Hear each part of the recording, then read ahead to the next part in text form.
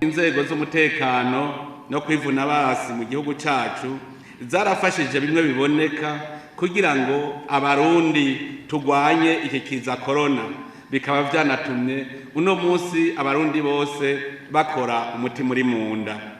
Ariko mwame mugavye, ibihugu vyo kw'isi yose ico kiza kiriko kirahonya inganda. Mbere ngaha nagomba kugabisha nabo mu zindi nzego nk'izo mu magara y'abantu canke abajejwe ingenzi, barakunda kwanjanjwa rimwe na rimwe, bakareka abantu bavuye hanze bakidegemvya mu gihugu. Aho tukazobona umugera wa coronavirus usubiye gutera hagati mu gihugu cacu, tuzokurikira niyo wavuye. Uwo tuzosanga yarasamaye, tuzofata yuko nawe akingiye ikibaba uwo mwasi ateye ubwoba amakungu yose. Mukanure rero ntihagire uwuzoducamo.